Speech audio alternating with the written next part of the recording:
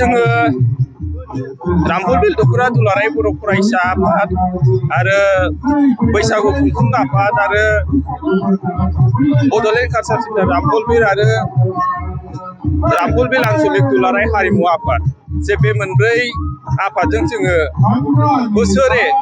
बे बैसागु फोरबोखौ जोङो खुंफैबाय थानाय जायो आरो देग्लायबो जोङो 15थि जे बैसागु फोरबो फालिनाय बे फोरबोखौ जोङो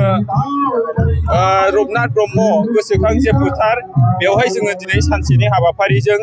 मेहेर गोनाङै जोङो दिनै खुंफुंदों। दा बे जोंनि बैसागु फोरबो खुंफुंनायनि मेन उद्देश्यआ बेनो जाहैबाय जे बैसागुआ बर' हारिनि मोनसे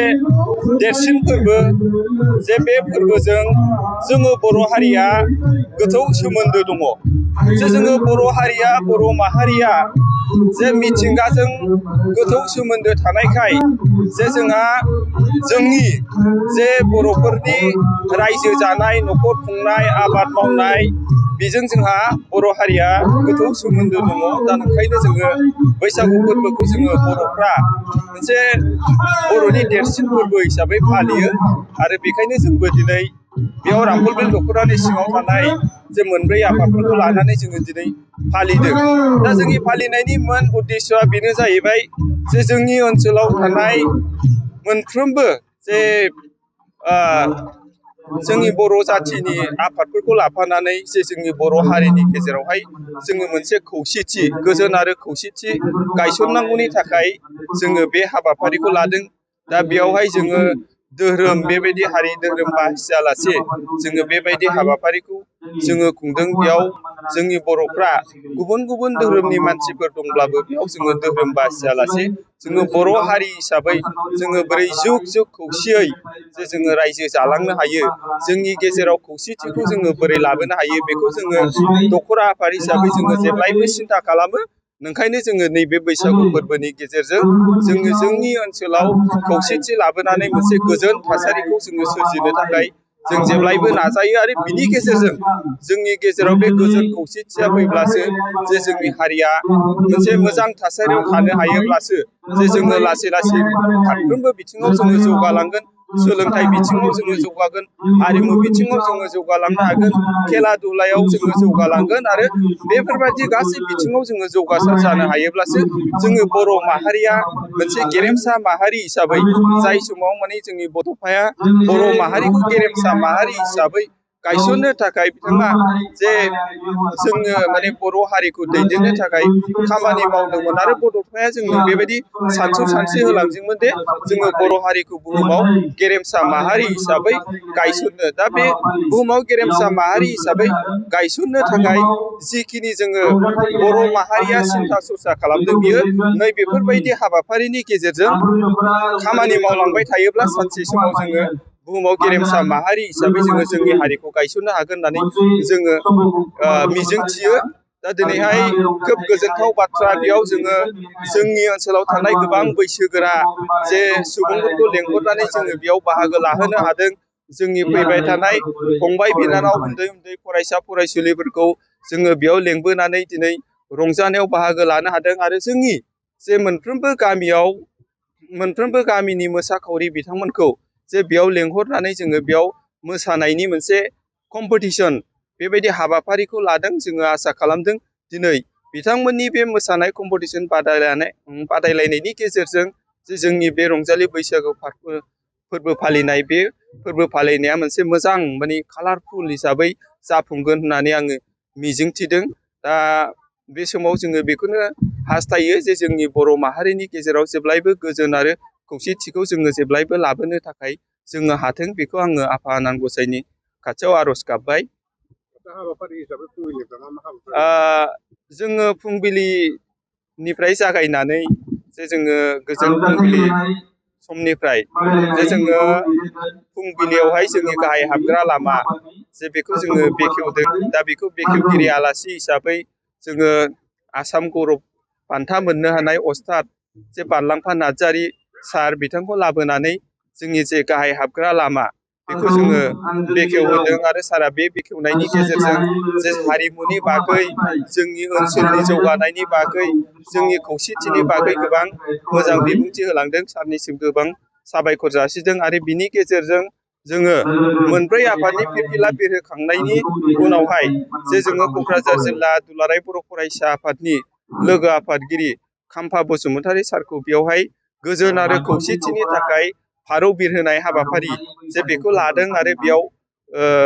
क'क्राझार जिल्ला दुलाराय बर' फरायसा आफादनि लोगो आफादगिरि सार खाम्फा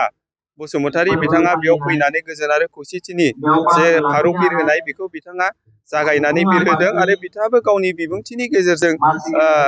जोंनि ओनसोलाव मोनसे जे गोजोन थासारिखौ बोरै सोरजिनो हायो बिनि बागै सारा जोंनो गोबां माखासे जोंनि फरायसाफोरनि गेजेरावहाय मोजां बिबुंथि लाखिलांदों आरो जोङो आसा खालामदों जे सारा जोंखौ जेरैबायदि खामानि मावनो सुबुरुन होदों बिनि गेजेरजों जोङो थाङोब्ला जोंनि ओनसोलाव गमामा गोजोन खौसेथिया फैगोन बेखौ जोङो मिजिंथिदों आरो बेजों लोगोसे जोङो गोजोन आबहावानि थाखाय जे गोजोन आबहावा सोरजिनांगौनि थाखाय जोङो बिफां गायनाय जे हाबाफारि लादों आरो बे बिफां गायनाय हाबाफारियाव जे जोङो जोंनि क'क्राझार जिल्ला दुलाराय बर' फरायसा आफादनि बा दखरा आफादनि बोसोनगिरि बिनय कुमार मोसाहारि सार बिथांखौहाय जोङो गोजोन आबहावानि थाखाय बिफां गायजेनगिरि आलासि हिसाबै बिथांखौ जोङो लाबोदों आरो बिथाङा बिफां गायजेननानै जे गोजोन आबहावा आरो जोंनि मोजां जे ओनसोलाव मोजां थासारि लाबोनांगौनि थाखाय गोबां मोजां बिबुंथि होलांदों बिथांनिसिमबो जोङो साबायखर जासिदों आरो बेजों लोगोसे जोङो बे बैसागु फोरबो फालिनायजों लोगोसे जोङो मोननै मोनथामसो बिदिनो हाबाफारिफोर लादों। दा जोंनि गेजेराव बे मिउजिकेल चेयार बेबायदि थागोन, दुरुं बोलायनाय बेबायदि थागोन आरो बेयावहाय जोङो बैसागु हान्जा मोसानाय, जावजा मोसानाय आरो माने ग्रुप मोसानाय बेबायदि हाबाफारिफोर जोङो लादों। दा बियो दा दसे उननि समावहाय जोंहा माने बिनि बेखेवगिरि आलासि बिथांमोनहा सफैखाबाय, जोङो दा दसे उनाव जागायगोन आरो बेजों लोगोसेनो जोंनि दिनैनि बे बैसागु फोरबोखौ बेखेवगिरि आलासि हिसाबै जोङो जोंनि 8 नं दतमा समस्तिनि मानाव गेदेर प्रकाश बसुमतारी सार बिथांखौबो जोङो बेयाव लेंबोदों आरो बिथाङा गावनि बिबुंथिनि गेजेरजों जोंनि दिनैनि बे बैसागु फोरबो जे फालिनाय बिनि सायाव बिथाङा गोबां मोनसे मोजां मेसेज होलांदों आरो जोंनि ओनसोलाव जे बिराद मोजां मोनसे बेबायदि खौसेथि गोजोन खौसेथिया जाहाथे फैयो बिनि थाखाय बिथाङा जोंखौ बिराद मोजां थुलुंगा होलांदों। जोंनि फरायसा फरायसुलिफोरा जाहाथे जे लेखा फरायनायजों लोगोसे हारिमु सिबिनायजों लोगोसे जाथिनि हारिनि माहारिनि जे खामानि मावनायनि थाखाय बयबो जाहाथे सिगांबोयो बिनि थाखाय सारा गोबां जोंनि फरायसाफोरखौ माने मटिभेसन बेबायदि बाथ्राफोर बुंलांदों। दा बेखिनिजों जोङो आसा खालामदों जे बयबो जोङो बर' माहारि हिसाबै बुहुमाव मोनसे गेरेमसा माहारि हिसाबै थांनानै थानांगौब्ला जोंनि जाथियाव सिगांग्रो खौसेथिया फैनांगोन। खौसेथि फैखांनायनि उनाव जे जोङो जोंनि फारफ्रोमबो बिथिङावहाय जोङो जोंनि फरायसा लाइमोनफोरखौ जोङो लामा दिन्थिनानै खामानि मावनो थाखाय बिथांमोनखौ जोङो जेब्लायबो थुलुंगा होलांनांगोन। बेखिनि हाबाफारिखौ जोङो जेब्लायबो लालांनांगोन आरो बे दिनैनि जोंनि मेन उद्देश्यआनो बेनो, जोंनि फैबाय थानाय जे लाइमोन सेंग्रा सिख्लाफोरखौ जोङो जाथिनि हारिनि मोनफ्रोमबो इभेन्टआव जाहाथे मोनफ्रोमबो बिथिङावहाय जोङो माने फारि माने जोङो जौगालांनो हायो आरो जाथि हिसाबै जोङो बुहुमाव मोनसे गेरेमसा माहारि हिसाबै थांनानै थानो हायो। सोलोंथाइ बोसोर 2026-27 मायथाइनि थाखाय गोदानै मुं थिसननायनि फोसावथाय। चिरां जिल्लानि चापागुरियाव थानाय डन बस्क' डिग्री कलेजाव दासान्दि सोलिगासिनो दं फरायसाफोरनि गोदानै मुं थिसननाय। बे कलेजाव दासान्दि बेचेलर अफ आर्ट्स आरो बेचेलर अफ कमार्स आयदायाव फरायसाफोरनि मुं थिसननाया सोलिगासिनो। चापागुरिनि डन बस्क' डिग्री कलेजाव BA थाखोआव दङ इंलिश, बड', political science, economics, education, history आयदाफोर। बेबादिनो बेचेलर अफ कमार्स आयदायाव अनार्स हिसाबै दं एकाउन्टेन्सि, फाइनान्स आरो HR मेनेजमेन्टखौ लानो हागोन। बे कलेजाव गुन गोनां सोलोंथाइ होनायजों लोगोसे फोरोंगिरि आरो फरायसाफोरनि आब्रुथिजों सोलोंथाइनि मोजां थासारि दं। जर'खायै हौवासा आरो हिन्जावसाफोरनि थाखाय बे कलेजाव आलादा आलादायै हस्टेलनि खाबुबो दं। जुदि नोंथाङा गुन गोनां सोलोंथाइखौ मोननो हास्थायदोंब्ला चिरांनि चापागुरिनि डन बस्क' डिग्री कलेजाव दानिफ्रायनो मुं थिसनदो। मुं थिसननायनि बागै आबुं बाथ्राखौ मिथिनोब्ला नोंथांमोनहा नैबे जानबुं नम्बर 9365551959 एबा 7086117662 आव थोंजों फोनांजाब खालामनो हागोन।